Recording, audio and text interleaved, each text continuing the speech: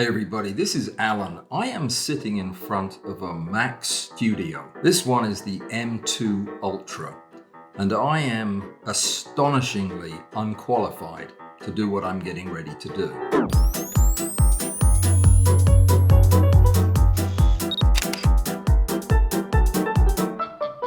So if you've always wanted to watch a computer review by somebody who knows literally nothing about computers, you've come to the right place. Stick around. So I think we've established that what I'm not good at is computers.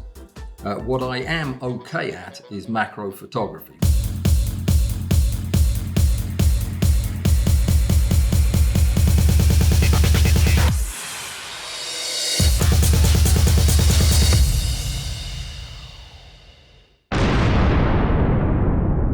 Which is good because that's what I do for a living.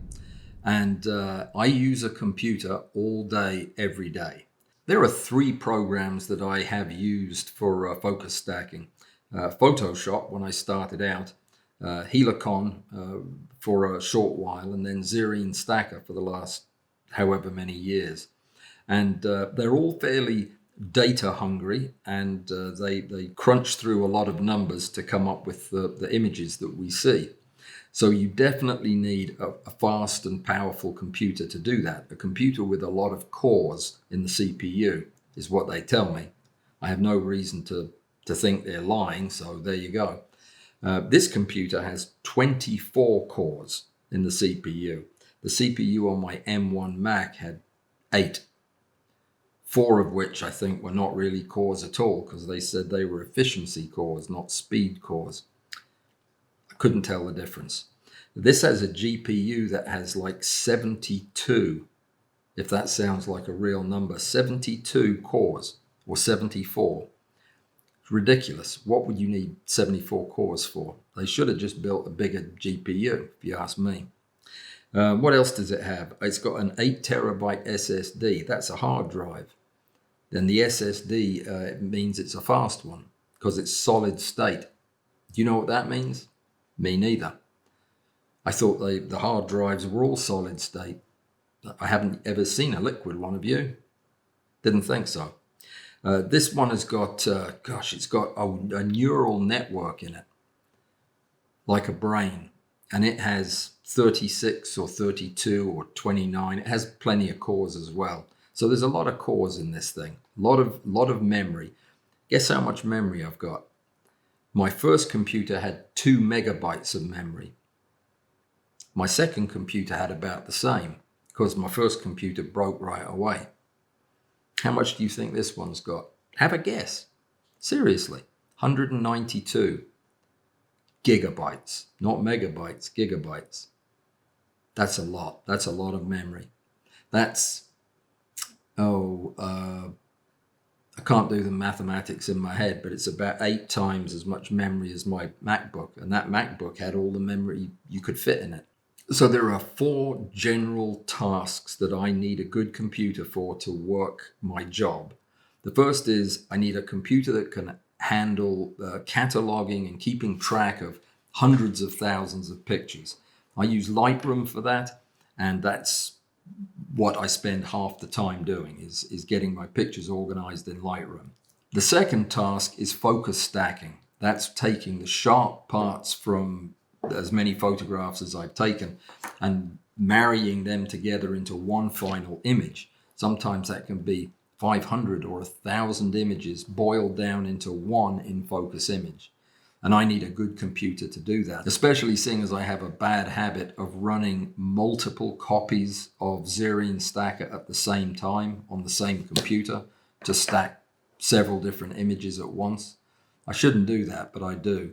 The third thing is I need a computer that will allow me to use all of the various tools I use to retouch and edit my photographs. Now, there's a kind of retouching that happens in the stacking process. That's not what I'm talking about. I'm talking about the kind of retouching that most people would think of if you heard that term. Going into Photoshop to remove blemishes or dirt and to correct problems that may have come up in the stacking. The fourth thing that I need a good computer for, which has nothing to do with the process of focus stacking and macro photography, is I make videos like I'm doing right now, and I need a program like Premiere Pro, something that a non-linear editor that I can work on multiple projects at a time in, and something that is fast and responsive and doesn't get bogged down and doesn't hang up. That is what this computer is for. And going into this, I really wasn't sure what to expect. I talked to the guy that wrote the program for Zerine, Mr. Zerine, Rick Littlefield, and I asked him if this new computer would help with the focus stacking. He told me it shouldn't make that big a difference because the big difference would come from a program that used the GPU cores that there are so many of in that box. And yeah, his doesn't do that. His uses the CPU to do the mathematics. So he said it shouldn't make that big a difference. And we'll see if it does or not. So before we get started with the proper part of this review, let me just tell you a couple more things about the computer itself. It comes in one of these boxes that make it look a little bit like a pregnant Mac Mini or a pair of Mac Minis stacked together. It's a nice heavy box. So the front of the computer has two of these USB-C slots, and it has a slot for an SD card in the front. So on the back, you've got another 4 of those USB-Cs. You've got 2 USB-As, an HDMI, a plug-in for your headphones, a plug-in for the power cord, an on-off switch, and I feel like there's something else. Oh, an Ethernet hole. Yeah, you can plug an Ethernet in there as well. So it's pretty fancy. On top of that, you've got another 3 or 4 USB-Cs on the back of the television that comes with it. The studio monitor, which I'm also going to talk about because I know nothing about the monitors too. It's nice and colorful though. Nice bright picture. I'll put it on so you can see it while I'm talking. So I think a much more realistic measure of how good this computer is or is not would be to actually do some of the things I do with it and see what kind of performance improvements we see, if any, over the M1 MacBook Pro. Let's begin. I picked out 109 single images of a tiny little beetle. The thing isn't any size at all. Let me show you what it looks like. This is the little fella. He was only a couple of millimeters long. It's a rosemary beetle that was sent to me by a viewer in the UK, where they have too many of these things, apparently. What we're going to do is take this over into a program called Zerine, which is the stacking program of choice for people who do it all the time, like all day long, which is me. There are 2 different programs or algorithms that are usually used when you're making a focus stacked image. The first is called a pyramid algorithm, which I'm not going to explain what that is exactly. It involves a lot of mathematics. And the result is a fairly highly contrasty image with lots of good detail. The other method, the other algorithm, uses a depth map, and it results in an image that has lots of surface texture and lots of natural color, but it doesn't have much good detail, and it does tend to accumulate artifact. So they generally take about the same amount of time to run, though the depth map is usually a little bit longer because there's a break in the middle where you have to set the contrast level.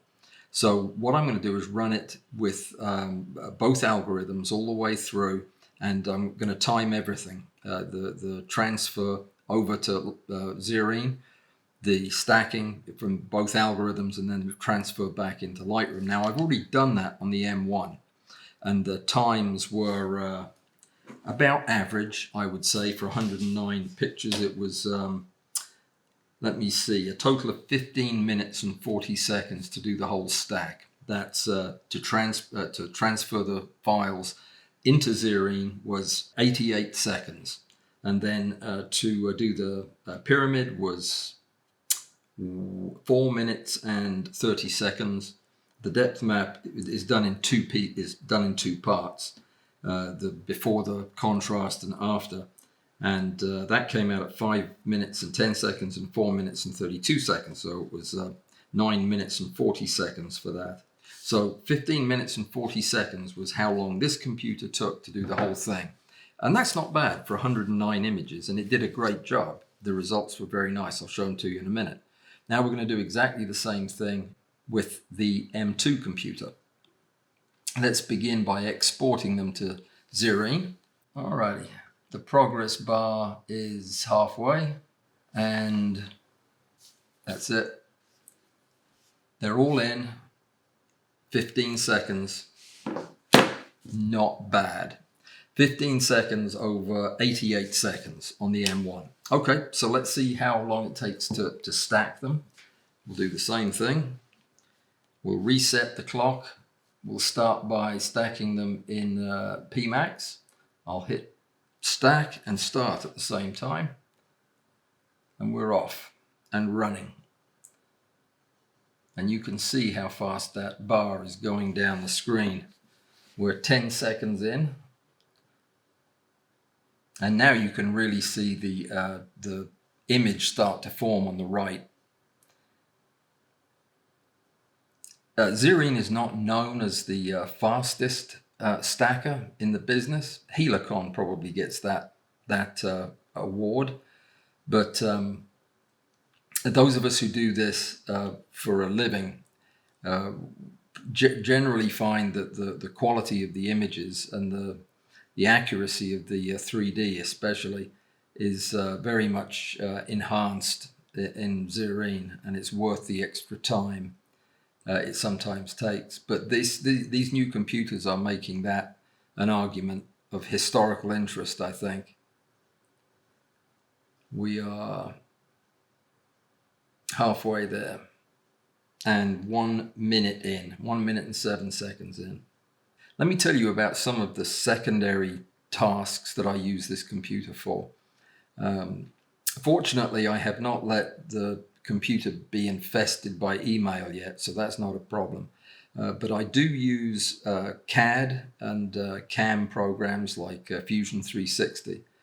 I use the Prusa slicer as well. I do use InDesign occasionally and a few other of the Adobe products, After Effects. That's about it, really. I have a browser that I keep open most of the time. It's done. It's finished. We're at 2 minutes and 9 seconds. 11. Okay, 2:11. Wow. That is so quick. All right, so the next thing to do is the DMAP, and we'll do that now and start the first half. This happens in 2 pieces.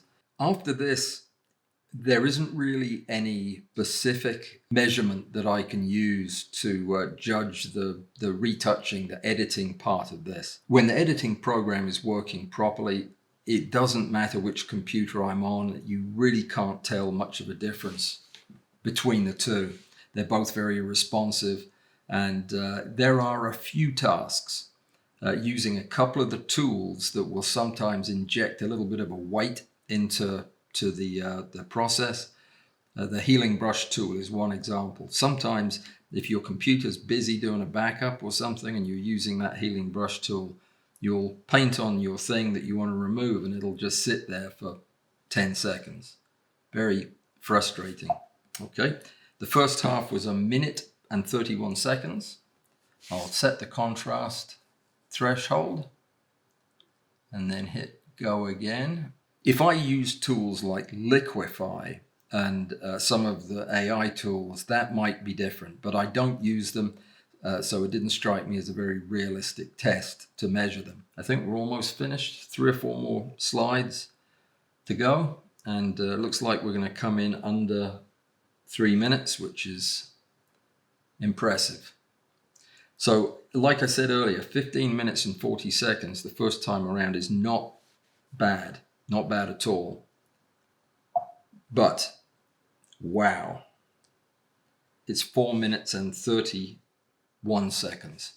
So, it's at least 3 times faster, and that has been my experience on everything to do with focus stacking. The retouching that happens in Xerine is a very quick and easy process. I simply select the DMAP, that's the last image we just obtained, and I hit edit, start retouching, that brings that image up, and then I click on the other PMax image, the second image, which brings up the most likely source for most of my retouching.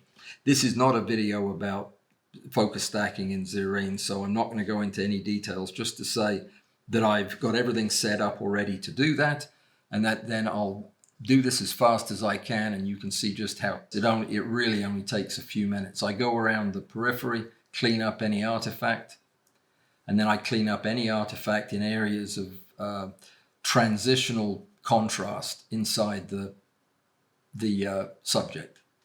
And that's going to be anywhere you've got edges, dark, light edges, or structures crossing in front of one another.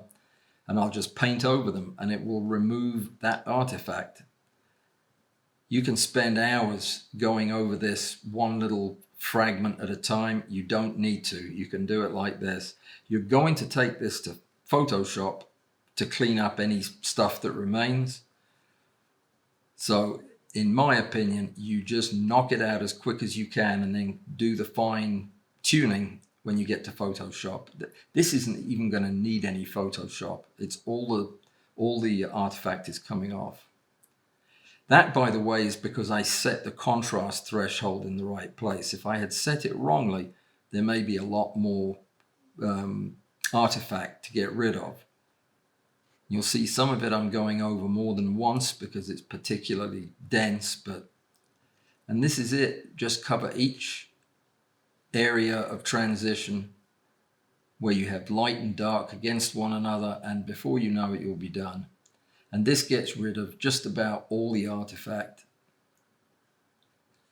I'm not exactly sure why regular stacking artifact like the kind you see after what we just did here, causes so many people so much heartache, because it's just all it is where the program is trying to make an image where it has no data.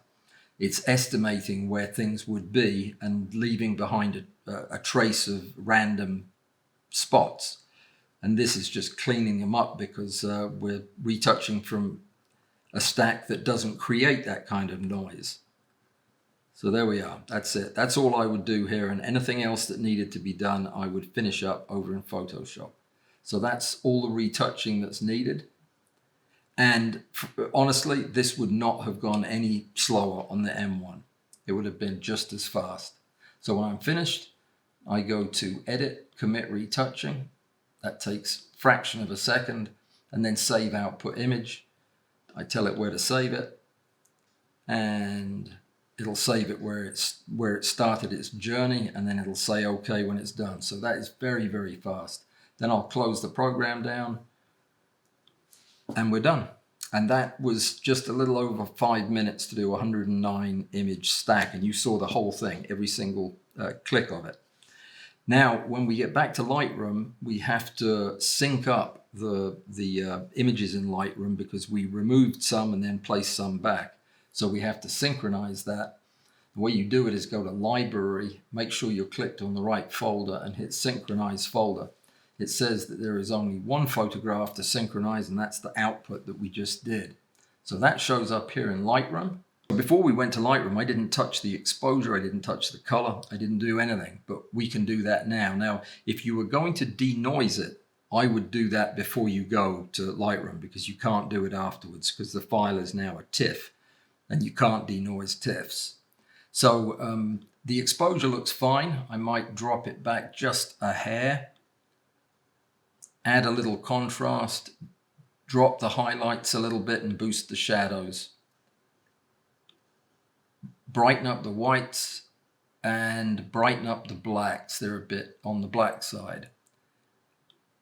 Add a little tiny bit of texture and quite a bit of clarity. Dehaze, that will pick up any of the artifact that was left behind. Pump the vibrance a little to make it come alive, and drop the contrast so it doesn't come too alive. I don't do anything else at this point with sharpening or anything of that nature. Now I'm going to go to Photoshop and finish this image. So this is the third major task that I do with these images.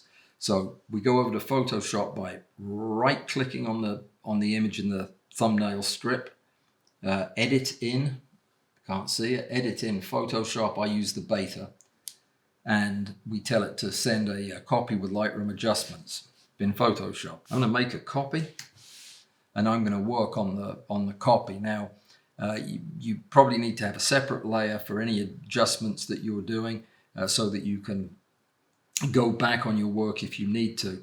But I am going to do so little with this. I will do the first part right on this layer. I'm going to go with the healing brush tool, which is J on the shortcuts.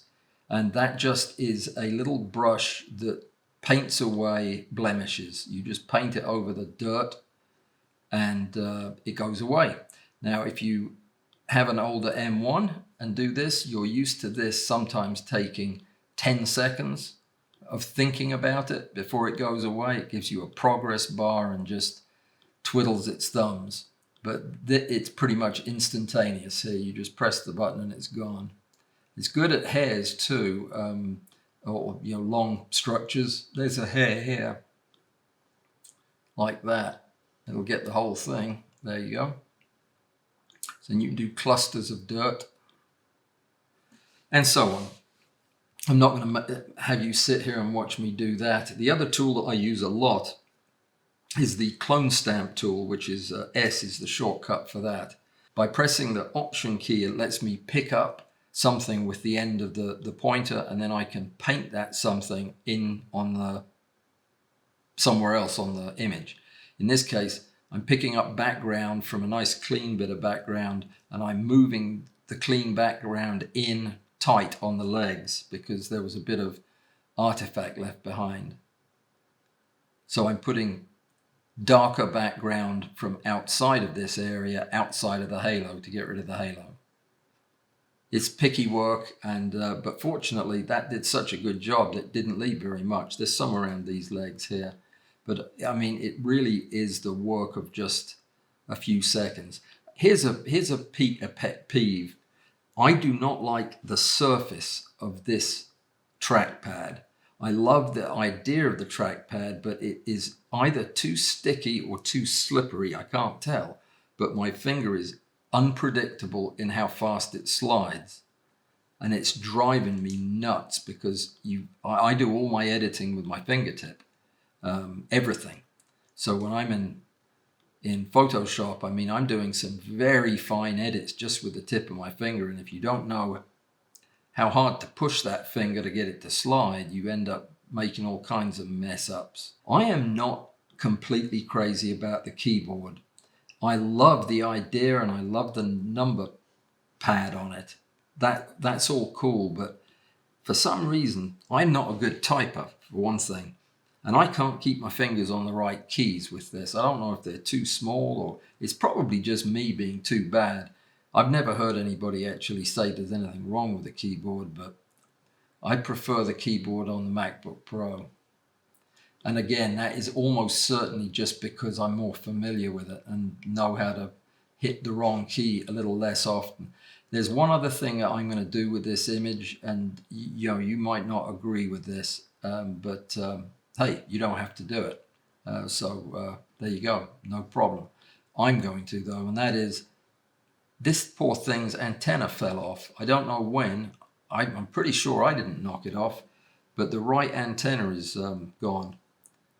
So I'm going to borrow the one from the left, flip it over, and give it a new one.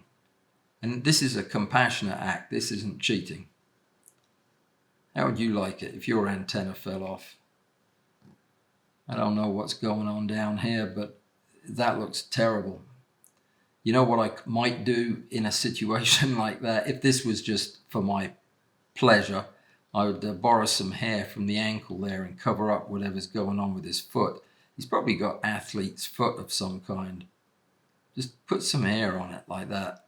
Look at this transparency in the antenna here. This is problematic. So I may just use a little poetic license to fill in a little bit of color where the thing's gone transparent.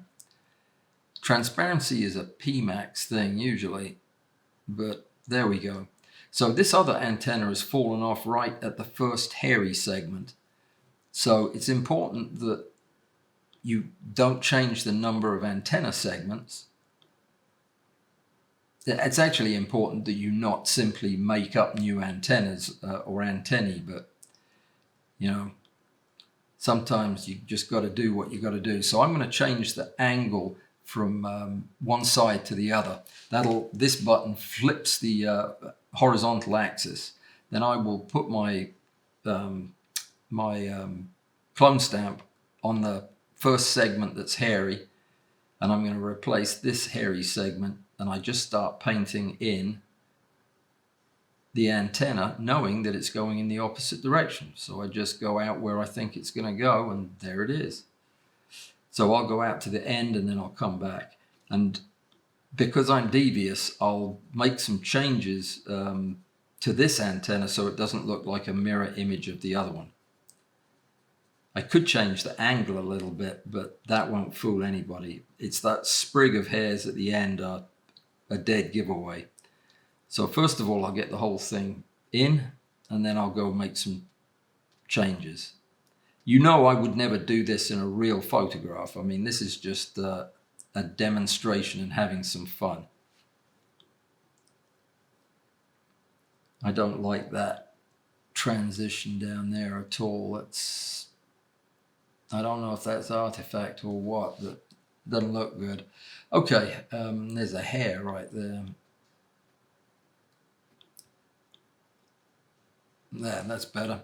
So things that we could do, one thing would be to change the illumination on this side. I'm going to turn off that angle change there. I could use say a burn tool, and I could darken the bottom side of this antenna up so that it looks like the light's coming from the top, and then go do the opposite on the other side. Well, except the whole other side would be in the light. So yeah, that looks different already.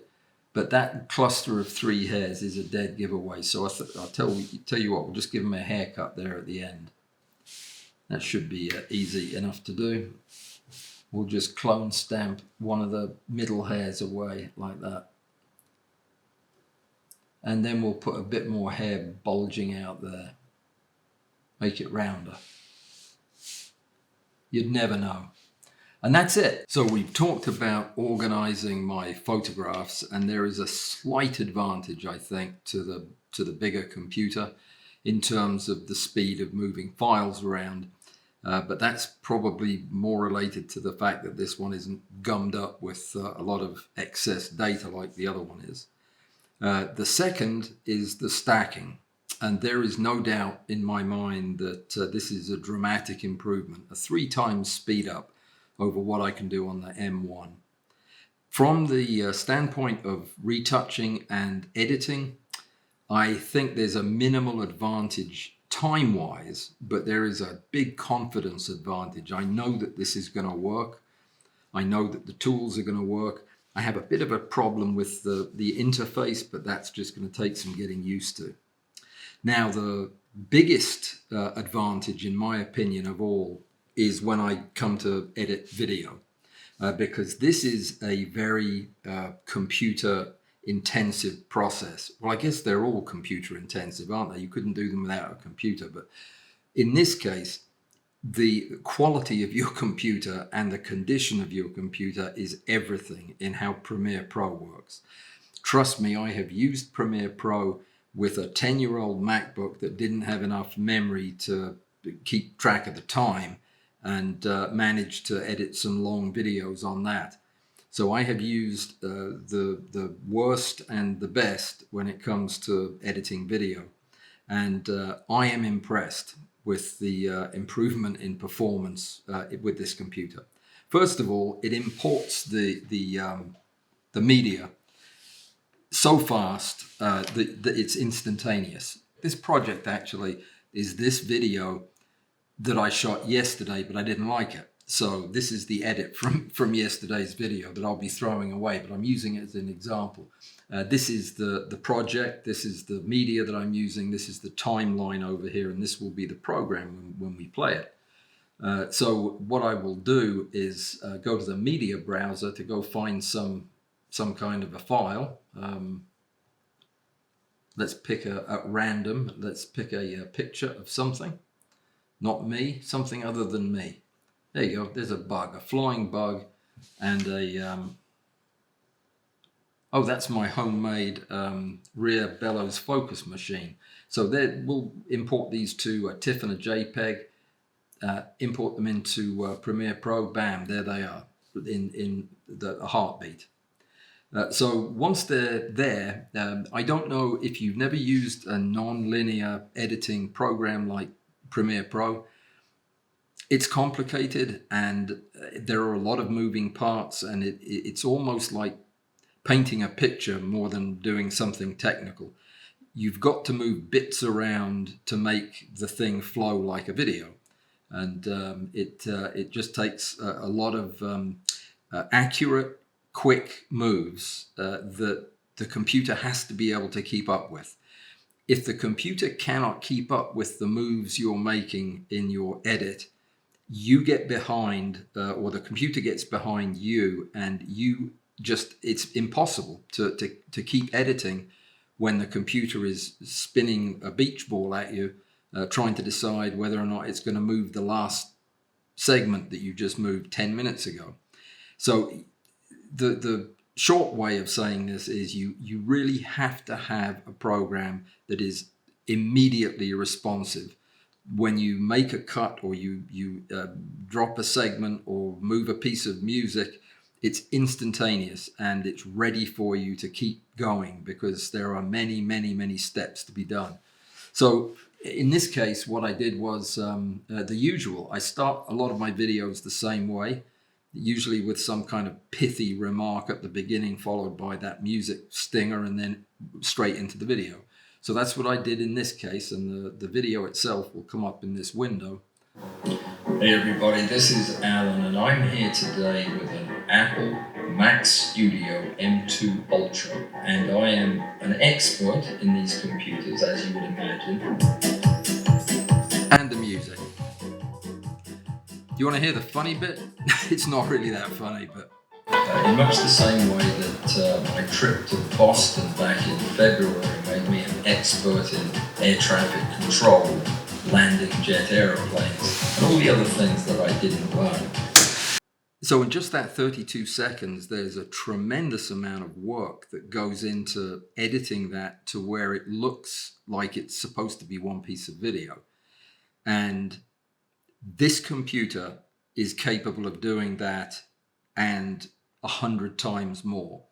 I have yet to see anything slow it down, even the tiniest little bit. And I've got quite a few edits now on this machine, and it is absolutely slick. It makes me wish I was editing some bigger stuff, because I mean, there's nothing about the machine that would hold me back. And I must say, it makes editing a lot more pleasant. I was editing a video that I did of an interview. It was a videotaped interview with a famous photographer from Northern Ireland, and I interviewed him earlier this week and did the edit on it. And I was happy with the edit, but he's a photographer, so he wasn't happy with the edit. He wanted some changes. So we sat at the computer with him in Northern Ireland and me right here yesterday, and re-edited the thing from start to finish. Now, to do that while sharing the screen in a Zoom call, it would be unheard of. That would never have happened on my old computer, and it never hesitated. It was as smooth as could be. So I am very impressed with this as a video editing tool. I can only imagine how real editors are getting on with it, because I can't imagine that they aren't as delighted as I am. You know, it's probably true that a really advanced editor would have more advantage out of all of the features that this computer has, the speed and the accuracy of the work it does. But the truth is, if you're a beginner, I'm not exactly a beginner, but if I was and I was learning on this machine, it would be just 100 times easier to learn on something that actually worked. So I am over the moon with this computer for this reason. It is, if I don't use it for anything else, it will be for video editing. It's a must-have. So if you do any video, or for that matter, if you do anything in the arts at all, this computer was made for creatives. It was made for this kind of work. And that's why it has so much memory, 192 gigabytes of memory, which is insane, as well as a huge SSD, 8 terabytes. So all of my caches and everything are right on the computer. And because of the connectivity, I can hook up all of my countless drives. This has been a game changer for me. It's a really solid computer. I don't have anything bad to say about it. The fact that I don't like the keyboard or the touchpad is kind of, it seems a bit minor. I haven't said much about the screen. It is a bright, clear, beautiful Apple monitor. I don't know what else to say about it. I don't know enough about the technology that goes into these kinds of screens to know if this is a particularly good one. I've watched some videos that suggest it's overpriced. And then I've watched some videos that suggest it's a very fairly priced. You know, I see a monitor that is bright and has true colors and it's easy to look at. I didn't get the nano coating on the glass. That seemed a bit excessive, but yeah, it's a lovely monitor and it has a fantastic stand. The stand alone is is worthy of praise. I mean, it is just so effortless and smooth. It is very much a high-end studio type of monitor. I don't know how it performs up against the reference monitors that the studios will have, and I don't really care because I'm never going to have one because I don't care about that kind of thing. I just want to make sure that I'm doing videos that are good enough for you to look at and enjoy. So this is definitely a out of the park winner for me. There's no doubt about it. Lovely monitor, lovely computer, fast. I guess the last thing I'd say is I hope that this is as future-proofed as the numbers would suggest. The idea, I imagine, would be when you get a computer that is absolutely spec'd out like this, that's going to buy you some comfort time where you're not worrying about the next computer. I thought that's what I was getting with the M1, but it didn't take very long for the M1 to be kind of obsolete next to an M2, which we, to my satisfaction, kind of proved in the last couple of days, is that the M2 is a different breed of computer. It's way, way better than the M1. So yeah, it makes me worry about the M3 a little bit. Yeah, but anyway, that's neither here nor there. I think it's a great computer. If you decide to get one, I think you'd be super happy with it. If you're a creative, yeah, you are going to dig this computer. All right, that's it. A non-computer guy computer review. And I will see you guys in the next thing, which has probably got something to do with photography. Until then, take care and stay safe. Good night.